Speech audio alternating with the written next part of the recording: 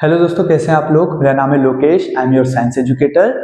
तो आज हम ब्राइट फ्यूचर क्लासेस पे एसिड, बेस एंड सोल्ट में सोल्ट्स को पढ़ने जा रहे हैं। ठीक है, तो चलिए बिना किसी देरी के शुरू करते हैं।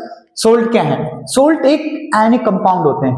तो अब आयनिक कंपाउंड क्या है, देखिए, जैसा कि आपको मैंने प्रीवियस लेक्चर्स में बताया था कि कोई भी हमारे पास कोई भी सोल्ट होता है या कुछ भी, मान लीजिए आयंस का मतलब होता है कि कैटायन एंड एनायन। कैटायन होते हैं पॉजिटिवली चार्ज एलिमेंट्स, या फिर अगर मैं सीधे सीधे बोलूं तो जितने भी मेटल्स होते हैं वो सब पॉजिटिवली चार्ज होते हैं। ठीक है, और एनायन क्या होते हैं? Negatively charge elements. और अगर यहां पर अगर मेटल पॉजिटिवली चार्ज है तो कौन होंगे negatively charge? Non metals. Metals में क्या क्या एग्जांपल ले सकते हैं हम? सोडियम, पोटेशियम, कैल्शियम, मैग्नीशियम, ये सब मेटल्स के एग्जांपल है जो पॉजिटिवली चार्ज है। नॉन मेटल्स में क्लोरीन, ऑक्सीजन, फ्लोरीन, नाइट्रोजन, ये सब हमारे क्या है? नॉन मेटल्स के एग्जांपल है जो नेगेटिवली चार्ज है, और मेटल्स के एग्जांपल जो पॉजिटिवली चार्ज है। बस एक चीज और हमें जाननी है कि ये जो पॉजिटिव चार्ज है ये कैसे आता है किसी भी एलिमेंट पे या किसी भी एटम पे, और जो नेगेटिव चार्ज ये कब आता है। देखिए, अगर जैसे कि हमारे पास सोडियम है, इसका जो एटॉमिक नंबर होता है वो होता है 11। इसका मतलब ये होता है कि इसके पास 11 प्रोटॉन्स हैं, और जो इसका आउटर मोस्ट शेल है और जो कंप्लीट शेल है उसमें टोटल 11 इलेक्ट्रॉन्स है। न्यूक्लियस के अंदर 11 प्रोटॉन्स है और बाहर टोटल कितने इलेक्ट्रॉन्स है? 11 इलेक्ट्रॉन है, बैलेंस है। बट जब हम इसकी शेल्स में देखते हैं तो KLM, ठीक है, 281। तो यहां आप देखते हैं कि K शेल फुल है, L शेल फुल है, जबकि M शेल में कितने इलेक्ट्रॉन है? एक इलेक्ट्रॉन एक्स्ट्रा है। अगर ये एक इलेक्ट्रॉन इस शेल में से निकल जाए, लूज हो जाए, तो क्या होगा? हमारे पास बचेगी K और L शेल 2 और 8। और ऑक्टेट रूल के अकॉर्डिंग जो आउटर मोस्ट शेल होता है उसमें कितने इलेक्ट्रॉन्स होने चाहिए? 8। ठीक है, तो यहां पर हम क्या देख रहे हैं कि ये कंडीशन आती है कब? जब एक इलेक्ट्रॉन लूज हो गया, और एक इलेक्ट्रॉन लूज होने की वजह से सोडियम के ऊपर आ जाता है पॉजिटिव चार्ज। ठीक है, और यहीं पे अगर मैं फ्लोरीन की बात कर लूं, सो फ्लोरीन का एटॉमिक नंबर होता है 9। तो इसमें KLM, ये शेल्स हैं। K में है 2, ठीक है। अब इसका जो L शेल है उसमें 7 इलेक्ट्रॉन्स होते हैं, M शेल नहीं होता, इसमें L शेल तक ही होता है, 7 इलेक्ट्रॉन्स होते हैं। अब आप जानते हैं ऑक्टेट रूल के अकॉर्डिंग टोटल कितने इलेक्ट्रॉन्स होने चाहिए? आउटर मोस्ट शेल में 8 इलेक्ट्रॉन्स होने चाहिए, पर यहां पर एक इलेक्ट्रॉन की क्या है? कमी है, और टोटल हमें चाहिए 8 इलेक्ट्रॉन्स। और ये 8 इलेक्ट्रॉन्स कब होंगे? जब इसे एक इलेक्ट्रॉन दे दिया जाएगा। तो यहां पर फ्लोरीन क्या कर रहा है? एक इलेक्ट्रॉन बाहर से ले रहा है, जिसकी वजह से इसका आउटर मोस्ट शेल में कितने? टोटल 8 इलेक्ट्रॉन्स हो रहे हैं। ठीक है, तो अब हम देखें वैलेंसी कितनी है? 2 और 8 की। लेकिन कब? जब फ्लोरीन ने एक इलेक्ट्रॉन बाहर से लिया, चूंकि एक एक्स्ट्रा इलेक्ट्रॉन इसके पास आ गया, तो इसलिए इसके ऊपर कौन सा चार्ज आ गया? Negative charge. अगर मैं कंप्लीट उसमें बोलूं एक एक लाइन में, तो कभी भी पॉजिटिव चार्ज किसी भी एटम के ऊपर तब आता है जब वो अपना इलेक्ट्रॉन लूज करता है, और किसी भी एटम के ऊपर नेगेटिव चार्ज तब आता है जब वो कहीं से इलेक्ट्रॉन गेन करता है। ठीक है, वही मैंने आपको यहां पर करके बताया। अब अगर मैं यहां पर आपको ये salt of an ionic compound that result from neutralisation reaction of an acid and base के बारे में बताऊं। देखिए, लास्ट क्लास में हमने एसिड और बेस को समझा था कि एसिड क्या होते हैं? किसी भी एक्वस सॉल्यूशन में अगर H पॉजिटिव आयन हमें मिल रहे हैं किसी सोल्ट से या किसी भी चीज से, तो वो एसिडिक होगा। और बेस क्या होते हैं?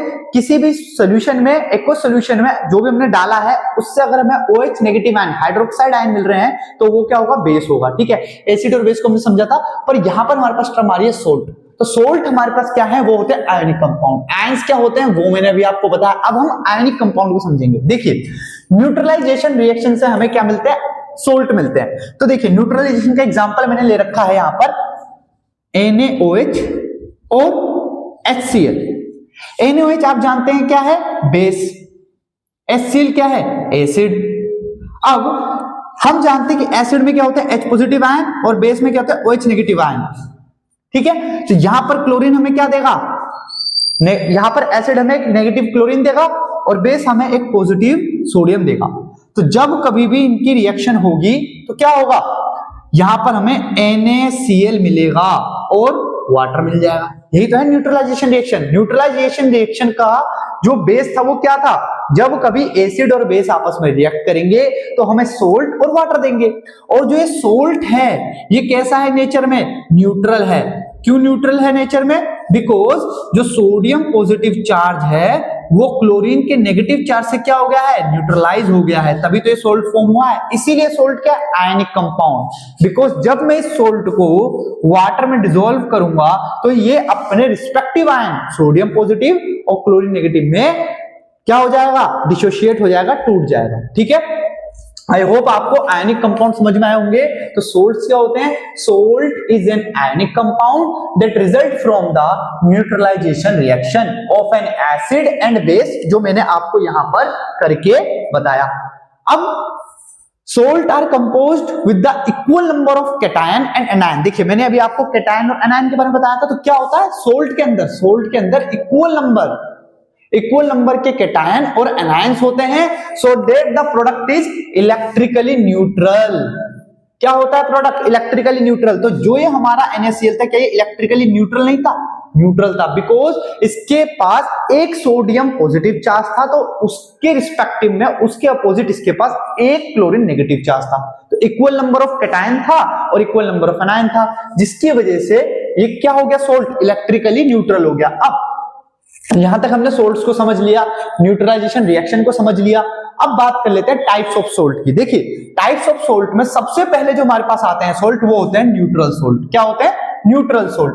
तो ये सोल्ट कैसे बनते हैं, these salts produce by the reaction of an strong acid and strong base. जब कभी स्ट्रॉन्ग एसिड, देखिए HCl एक स्ट्रॉन्ग एसिड है, HCl क्या है, एक स्ट्रॉन्ग एसिड है, और बेस जो हमने NaOH लिया ये भी एक स्ट्रॉन्ग बेस है। तो जब कभी भी स्ट्रॉन्ग एसिड और स्ट्रॉन्ग बेस रिएक्ट करेंगे आपस में, तो हमें क्या देंगे, एक सोल्ट देंगे जो कैसा होगा नेचर में, न्यूट्रल होगा। कैसा होगा, न्यूट्रल होगा। इसीलिए जो सोल्ट है क्या है, न्यूट्रल है, बिकॉज ये स्ट्रॉन्ग एसिड और स्ट्रॉन्ग बेस के रिएक्शन पे बना है। और इसका pH क्या होगा, इसका pH 7 होगा। ठीक है, salts produced by the reaction of a strong acid and strong base are neutral in nature with pH is equal to 7. These salts are known as neutral salt. ठीक है, अब बात कर लेते हैं हम दूसरे टाइप की, जो है एसिडिक सोल्ट। क्या है दूसरा टाइप, एसिडिक सोल्ट। तो एसिडिक सोल्ट क्या होते हैं, the salts formed by the reaction between, ये जो रिएक्शन है किन किन के बीच में हो रही है, strong acid and weak base. यहां पर हम क्या देख रहे हैं, हमारे पास एक स्ट्रॉन्ग एसिड है और एक वीक बेस है। ठीक है, क्या हो रहा है, हमें एक स्ट्रॉन्ग एसिड, हमने मान लीजिए स्ट्रॉन्ग एसिड ले लिया है HCl, ठीक है, और हमने एक वीक बेस ले लिया, सपोज अमोनियम हाइड्रोक्साइड, ये वीक बेस है।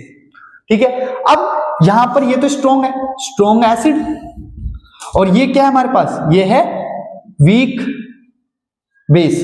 जब ये रिएक्ट करेंगे तो हमें क्या मिलेगा, हमें एक सोल्ट मिलेगा और वाटर मिलेगा। ठीक है, क्या मिलेगा, सोल्ट और वाटर। लेकिन जो वो सोल्ट होगा वो कैसा होगा, एसिडिक इन नेचर होगा। कैसा होगा, एसिडिक इन नेचर होगा। ठीक है, तो हमें यहां पे सोल्ट मिल रहा है अमोनियम क्लोराइड और H2O, ये हमें सोल्ट मिला। तो जो ये हमें सोल्ट मिला है यहां पर, वो कैसा है, एसिडिक इन नेचर है, बिकॉज यहां पर जो डोमिनेट कर रहा है वो ये एसिड कर रहा है, क्योंकि ये स्ट्रॉन्ग है नेचर में, और बेस नहीं कर रहा। अगर स्ट्रॉन्ग एसिड और स्ट्रॉन्ग बेस होता तो वो दोनों एक दूसरे को क्या कर लेते, न्यूट्रलाइज, कोई भी किसी को डोमिनेट नहीं करता। बट हमारे पास जब एसिडिक सोल्ट हम ले रहे हैं, तो एसिडिक सोल्ट बनाने के लिए हमें स्ट्रॉन्ग एसिड लेना पड़ेगा जो इस वीक बेस को डोमिनेट करे, और जो भी हमें सोल्ट मिले वो कैसा हो नेचर में, एसिडिक हो, जिसका pH लेस देन 7 हो।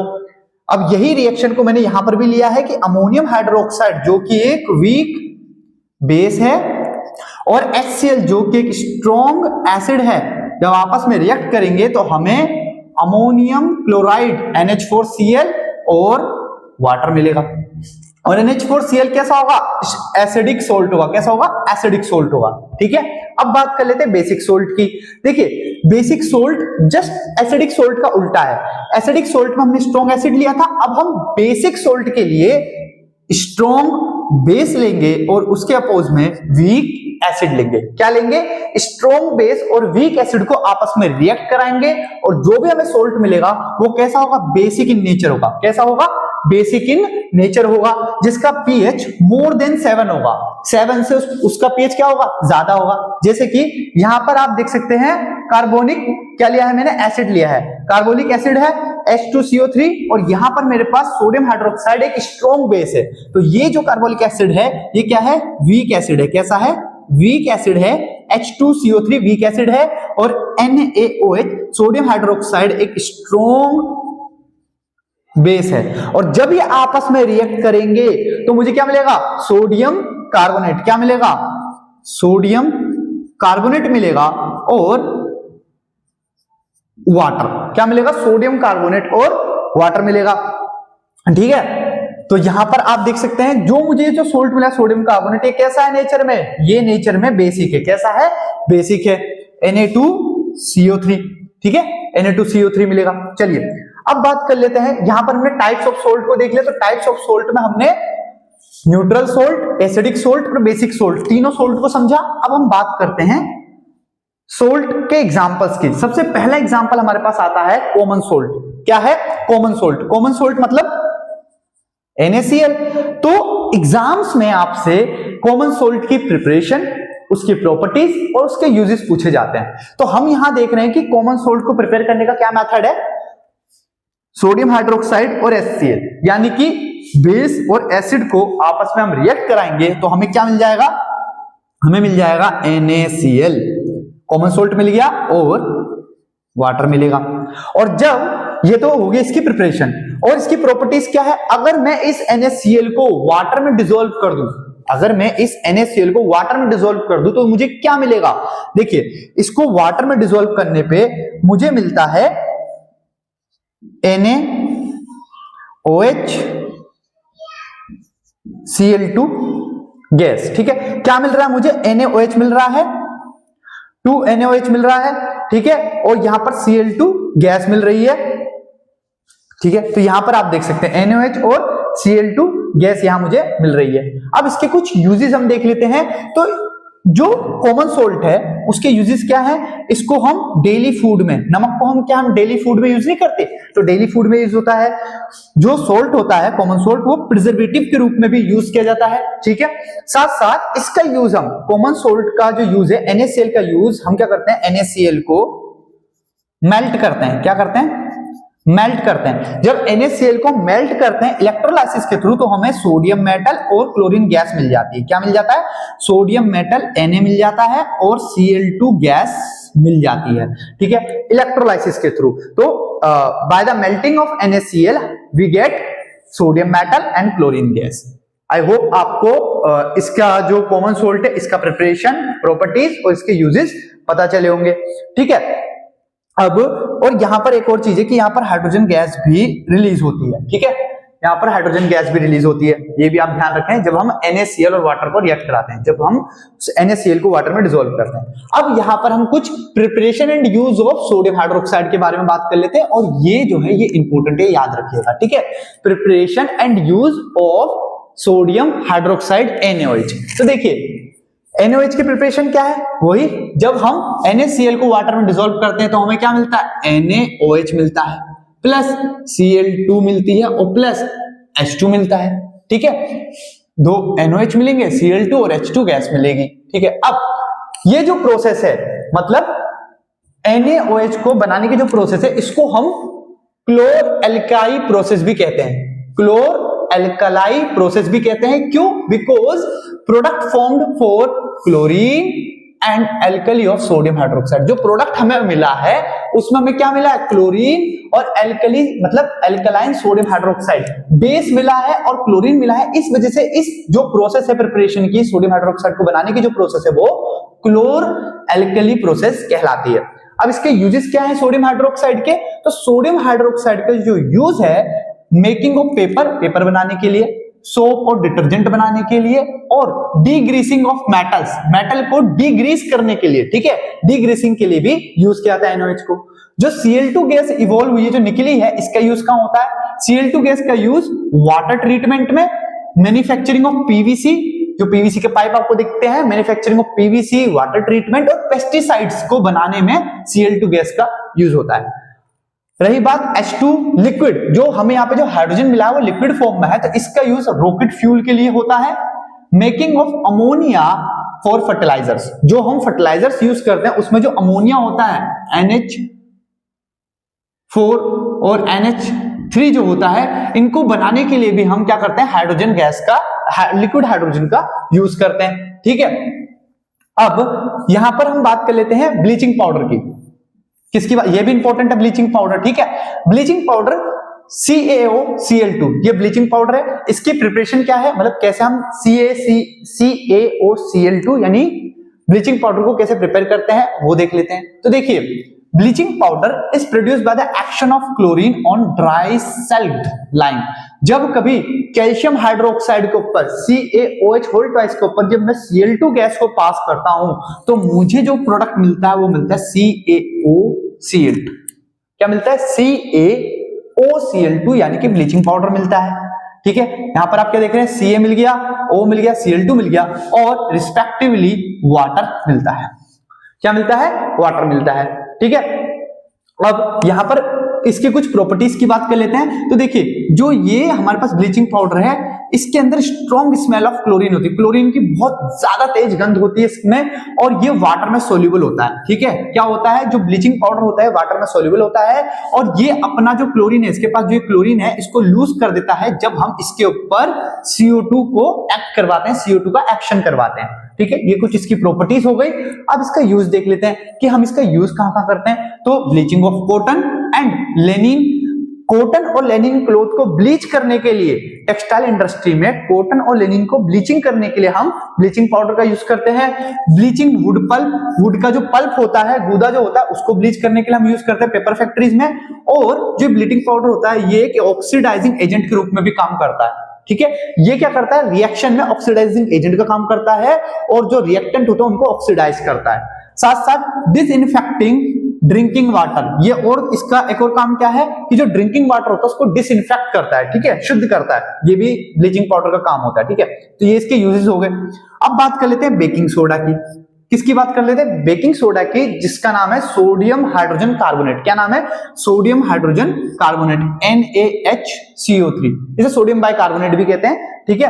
अब इसकी प्रिपरेशन क्या है? इसकी प्रिपरेशन के लिए हम देखिए क्या क्या यूज कर रहे हैं, NaCl, H2O, CO2 और अमोनिया। तो हमें जो चीज मिलती है वो मिलती है हमें NaHCO3, ये मिलता है हमें।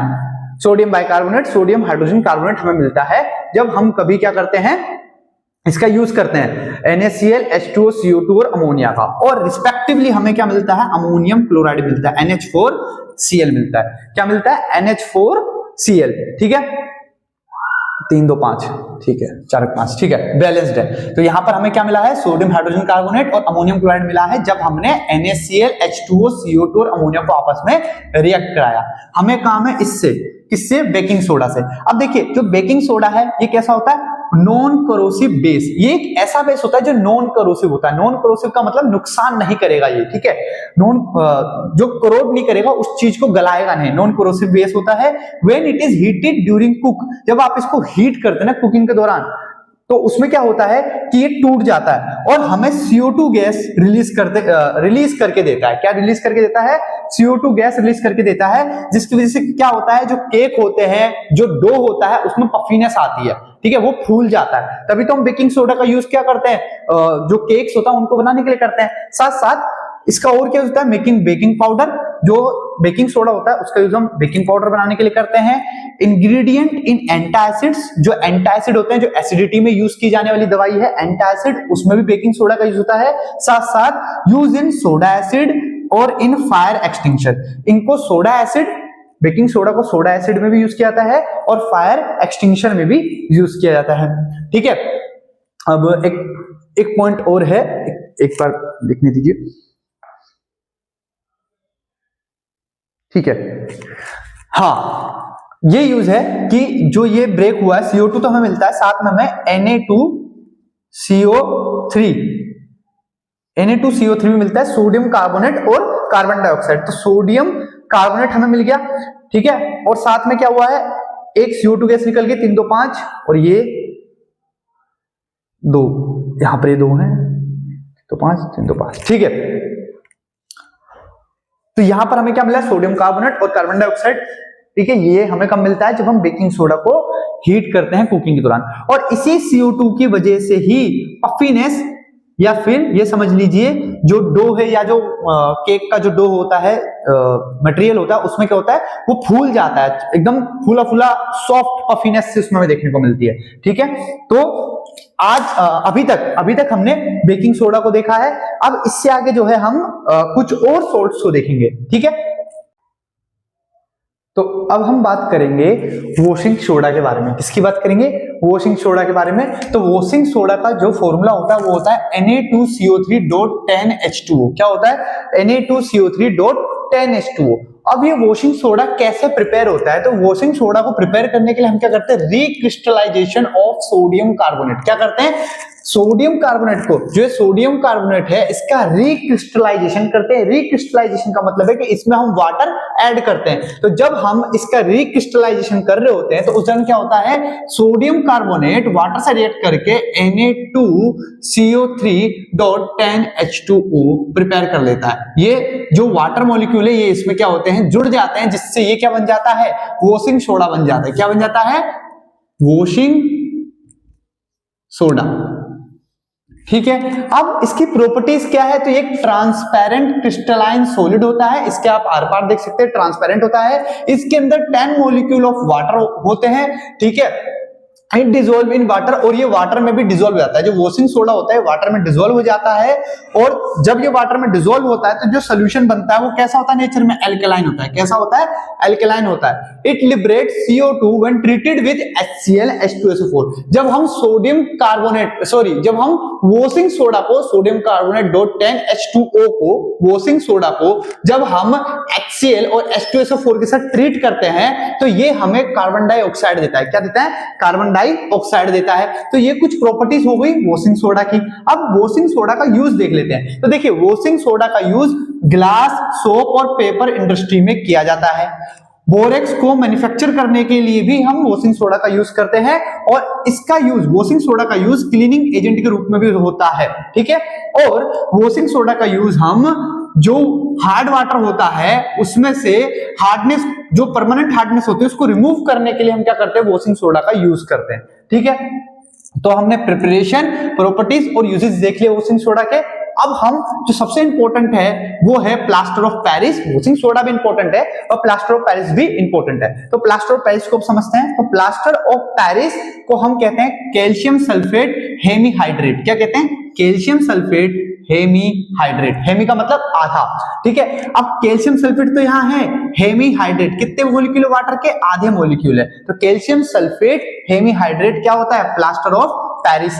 अब प्लास्टर ऑफ पेरिस बनता कैसे है, तो प्लास्टर ऑफ पेरिस को बनाने के लिए हमें क्या करना पड़ता है, जिप्सम को 373 केल्विन पे हीट करना पड़ता है। जब हम जिप्सम को 373 केल्विन पे हीट करते हैं तो ये हमें प्लास्टर ऑफ पेरिस और हाफ वाटर मॉलिक्यूल देता है।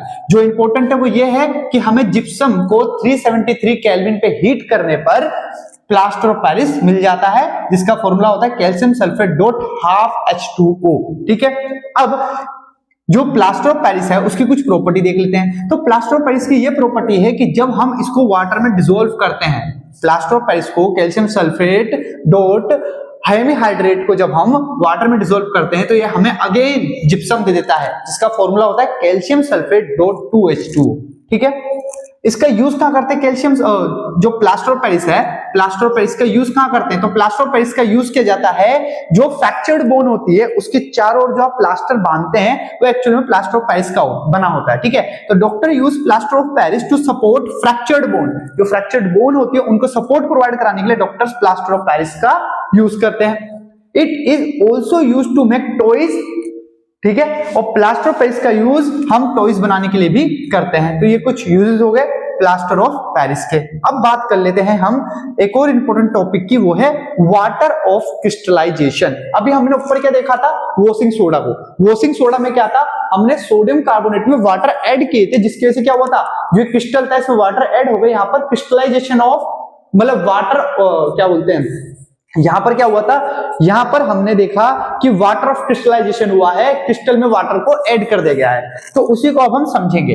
व्हेन वाटर मॉलिक्यूल प्रेजेंट, जब वाटर मॉलिक्यूल प्रेजेंट होते हैं किसी भी क्रिस्टल में, किसी भी क्रिस्टल में अगर वाटर मॉलिक्यूल प्रेजेंट होंगे, ठीक है, तब हम उसे क्या बोलते हैं, वाटर ऑफ क्रिस्टलाइजेशन। क्या कहते हैं, वाटर ऑफ क्रिस्टलाइजेशन। अब वाटर ऑफ क्रिस्टलाइजेशन के आपको जो सबसे इंपॉर्टेंट है वो है एग्जांपल, जो आपको याद रखना है। सबसे पहला एग्जांपल है कॉपर सल्फेट पेंटाहाइड्रेट। क्या है, कॉपर सल्फेट पेंटाहाइड्रेट, मतलब कॉपर सल्फेट में 5 वाटर मॉलिक्यूल होंगे, CuSO4.5H2O, और इसको ब्लू विट्रियोल भी कहते हैं। क्या कहते हैं, ब्लू विट्रियोल भी कहते हैं कॉपर सल्फेट पेंटाहाइड्रेट को, ठीक है। अब sodium carbonate decahydrate, sodium carbonate decahydrate का मतलब है कि यहां पर सोडियम कार्बोनेट तो प्रेजेंट है, Na2CO3 प्रेजेंट है, बट उसमें 10 वाटर मॉलिक्यूल है, डेकाहाइड्रेट। लास्ट हमारे पास जो एग्जांपल है वो है जिप्सम। जिप्सम में क्या होता है, कैल्शियम सल्फेट होता है और इसमें 2 वाटर मॉलिक्यूल होते हैं। क्या होता है, कैल्शियम सल्फेट और 2 वाटर मॉलिक्यूल। और प्लास्टर ऑफ पेरिस भी इसका एग्जांपल होगा। प्लास्टर ऑफ पेरिस में क्या होता है, कैल्शियम सल्फेट होता है और हाफ वाटर मॉलिक्यूल होता है। तो हमने क्या देखा, क्रिस्टल में जब वाटर को ऐड कर देते हैं तो उसे हम बोलते हैं वाटर ऑफ क्रिस्टलाइजेशन। और इसके हमने 3 एग्जांपल देखे हैं, कॉपर सल्फेट पेंटाहाइड्रेट जिसको ब्लू विट्रियोल भी कहते हैं, सोडियम कार्बोनेट डेकाहाइड्रेट और जिप्सम। आई होप आपको आज का लेक्चर समझ आया होगा। कोई भी डाउट है आप कमेंट सेक्शन में पूछ सकते हैं, और ब्राइट फ्यूचर क्लासेस को सब्सक्राइब कीजिए। मिलते हैं आपसे नेक्स्ट लेक्चर में।